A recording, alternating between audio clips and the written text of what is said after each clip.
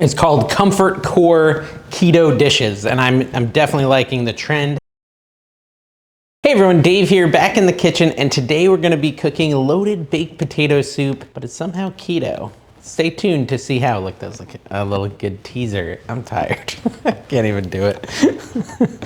Okay. I'm sorry, it was such a cheesy opening that I couldn't even do it. Is my even sound on? Yeah, it is. Okay, cool. We're actually working, we're rolling. But I was trying to do this thing like, what's the secret ingredient in this recipe? Anyways, guys, if you're new here, I'm Dave. I try cooking. I see what I can make happen with mediocre skills at best, low-end skills in the kitchen, and we do what we can to make an amazing meal. Why is this the world's smallest head of cauliflower? What in the world? It's like a kneecap of cauliflower, not a head of cauliflower. What in the world? That is so small. You're supposed to use a large head of cauliflower, and this is what I got. No stores are open right now, so we're gonna make do with what we have, but I recommend what in the world? That is not sharp at all. A larger head of cauliflower, like twice the size of this. Let me go wash it. Stand by. All right, so my cauliflower is washed, and I asked ChatGPT. Usually I have ChatGPT come up with my recipes. What I should do about the tiny head of cauliflower. It said it's fine, and it adjusted the recipe to suit this very small head of cauliflower, so it's all right. We're just making hearty baked potato soup for one, maybe. Don't cut your fingers, Dave. What in the world? Okay, come on. This is, there we go. So ChatGPT went in and adjusted all the other ingredients to match the smaller portion size. If you want, you can obviously get a bigger cauliflower and make a larger portion size. But you know, this might be good. A lot of people are, you know, cooking for one. Either way, it said it's fine to have a much smaller amount of cauliflower. We're just shrinking the recipe down. So whatever the size of your cauliflower is, clean it up, chop it up. Not really, you just want florets. I probably shouldn't have chopped it like I did, but you know, break it down into some florets. Mine's probably already good as is, honestly. And we want to put it in a pan and bake it. You can just take the cauliflower, throw it onto any old pan. I'm gonna put mine on this one and toss some olive oil. Just a little bit of that. And some salt and pepper. So first I'll take my salt. We're not fancy, guys. That's why we're using just a cookie sheet for this, but that's all right. I could use like a roasting pan, and we'll just toss it in that like so it gets some nice coverage. There we go. Into the oven for like 20 minutes until it's fully roasted at 425 degrees. I'm gonna use this same cutting board and chop up an onion next. Me just like forgetting how to chop up an onion. I did that the wrong way. Normally I chop up an onion the other way, but that's okay. I'm always ready for some sort of an adventure, and today the onion is part of it. But no, let's be serious. Potato soup is probably one of my favorites, and honestly, I feel like I'm starting to master keto replacements for like breads and sweets, but something I do feel like is lacking in the keto diet is things like comfort foods. Hearty soups like potato soup, chicken pot pie, which I just made a recipe of. I'm not sure if that video is out yet, but it was amazing. We ate the whole thing, me and Tina. All right, so you're gonna take 3 to 4 cloves of garlic, and you wanna chop that up as well on your cutting board. Watch out for your fingers. We've got it good to go. I feel like I have as much garlic as I have cauliflower. I have a decent amount of cauliflower. I'm just a little disappointed with how much I have. I wanted more. I kind of hear my cauliflower sizzling, so I'm gonna check on it and flip it. Now we're gonna head over to the stovetop. We're gonna start cooking the bacon. Actually, maybe I'll pre-chop the bacon. I think I need like 4 pieces of thick cut bacon chopped up. So I might just pre-chop it here. Yeah, I will. So you can get your bacon, you can pre-chop it. It'll cook a little quicker that way. Chop it up on your cutting board. And you know what? I've got extra bacon for later. We call that a win-win. Actually, I wonder if I'll need more for the topping. Or I guess this is for the top. I don't know. We'll see. I have to read I didn't read the entire recipe yet. That's how I roll. Makes it nice and complicated. But yeah, guys, have you been to daveskitchenmarket.com yet? That's my website. Check it out. Go join it. Go to daveskitchenmarket.com. You gotta get the app called District on your phone. D-I-S-T-R-I-C-T. Right now it's only on Apple. But if you get that, you can follow my market, Dave's Kitchen Market, while you're on there. It's very fun. A lot of cool things there. You should check it out. Sell all types of kitchen products. And also there's like chat areas, chat channels where we can chat, share pictures, recipes, things like that. It's pretty fun. Okay, so we're gonna head over to the stovetop and get this cooking. All right, so simple enough beginnings. We've got a big old pot, kind of like a chili pot. This is a Dutch oven on the stove. Turn on the heat and put in your diced bacon. And we just wanna fry up that bacon. It'll take a couple minutes. So the bacon's cooking nicely. It's been like 3-4 minutes. I hadn't had the stovetop turned on. Now that it's on, it's starting to crank out some heat and the bacon's coming along. All right, so our bacon's pretty close to done. As it nears completion, what we're gonna end up doing is taking it out and putting it aside and then cooking our veggies in the bacon grease. Now it says you can just you can discard some of the bacon grease, you can use all the bacon grease, whatever you want.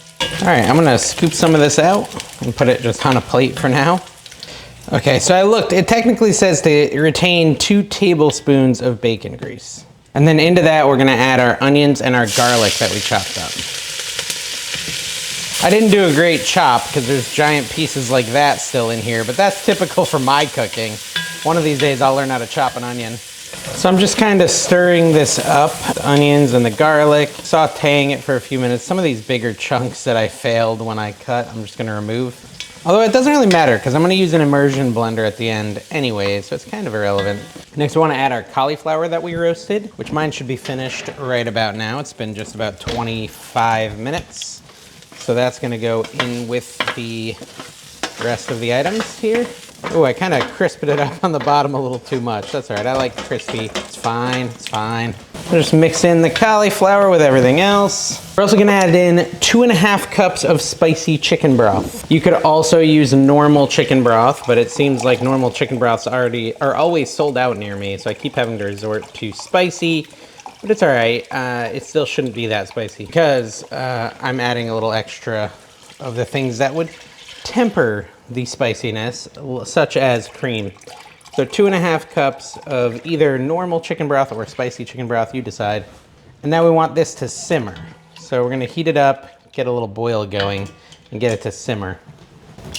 So we're just gonna let this simmer. We're gonna bring it up to a boil, let it simmer for about 10 minutes, and then we'll come back and work on the next step. All right, so I'm back over here. It's been 10 minutes, and this is looking pretty good. It's smelling very good too. Nice and fragrant. I normally would do this over on the other table, but I didn't realize I needed this. I need 1.25 cups of cottage cheese blended. I guess a lot of people would just call that a 1.25 cup. Either way, I'm gonna blend that up with my little Ninja chopper thingy. And you would wanna do the same thing at home if you were gonna make this recipe. It doesn't need to be a Ninja chop, but anything that can, blendify stuff. All right, so what ChatGPT wants us to do now is take an immersion blender, which I just bought, so I'm not really sure. There we go. I've never used one of these before. This is what it looks like. And kind of make this smooth. Oh my gosh. Oh my gosh. It's shooting me with wet stuff. I'm just gonna change the order of operations because it's shooting me and it's burning my flesh. So instead of immersion blending now, what I'm gonna do is I'm gonna add my next couple ingredients and then I'll have more liquid in there to do the blending. So we're gonna add our cottage cheese, our 1.25 cups of cottage cheese. Then we wanna add 1.25 cups of heavy cream into this. Like I said, we're adding a bunch of liquids, so this should make it easier to blend. So now that we have more liquid, I feel like I can probably more successfully use this blender. Such a mess. I have learned a lot about immersion blending in the last 5 minutes. You don't want to lift the immersion blender, guys. If you lift it, the stuff flies everywhere. So let me wipe down my stove. Either way, it looks a lot smoother now. So, all right, so now I want to add the cheese. It makes sense. A loaded baked potato soup would have cheese. And I've just got some cheddar that I'm going to shred myself. Although I don't know if it even needs to be shredded because I bet it's gonna melt anyways. But we need 1.25 cups of that. And add that shredded cheese into your little pot here, into your soup. And then we're gonna add into this 1/2 teaspoon of garlic powder. I'm looking at my tongs and realize I've been stirring with tongs this whole time. And how that might trigger some of you if you've never watched my channel before. I just added 1/2 teaspoon of smoked paprika, 1/2 teaspoon of garlic powder, and now I'm gonna do the final one, which is 1/2 teaspoon of onion powder. So we can continue to let this simmer to thicken up, is what ChatGPT says. We can just let it simmer for a little longer until it's a little bit thicker. I don't know, I haven't had potato soup in a while. It's not supposed to be too thick, but I don't know, let me see. I feel like I need to look at it on a spoon. That would tell me a little bit. It says you can add more cheese to thicken it up. There's a lot of options. There's a distinct possibility that I did not actually turn back on my other camera to show you me cooking this soup and blending it with an immersion blender. I'll figure that out when I edit this, but here's what the soup looks like now. That'd be super disappointing. Oops, super disappointing if I screwed that up, but this is what it looks like. Like I was saying, you can make it thicker by cooking it a little longer. I added the cheese, the cottage cheese. Oh, that's such a bummer if I screwed that up. Well, guys, if there's one thing I'm excellent at, it's a complete lack of attention to detail, meaning that my second camera wasn't on for the immersion blender segment, but maybe I can find some stock footage of an immersion blender so you can see what that is, you know, chopping up cauliflower. Basically, it went like this. Put the immersion blender in, turn it on, splatters me everywhere with cauliflower and liquid. And so then I added my cottage cheese that I had already blended up, my normal cheese, and you know, I talked through it, but it's just not gonna have the footage of it happening. You shouldn't have to trust me, take my word that I did do it. But our soup is probably about ready to come off, so I'm gonna go grab it, put it here, we're gonna take a look at it, we're gonna finish it, we're gonna test it and see if it really does taste like loaded baked potato with no potato. Now, there is options to thicken it up. I think it would have been thicker if I had a bigger piece of cauliflower, but I just didn't, so you know, it is what it is. So I'm just gonna take a bunch of the soup and put it into a bowl. It looks like potato soup. It's a little thin. Like I said, I think it's because of the complete lack of cauliflower in it. If you use a big head of cauliflower, that would be just much more full. You could add xanthan powder, that would thicken it up as well. Or more cheese, et cetera, et cetera. So for potato soup, here's what you need. Well, in my unprofessional opinion, what you need is some sour cream, which sunk right to the bottom. Again, it's a little too thin. Some cheese and some bacon. And here we go. We should have, it should taste good regardless. Let's see.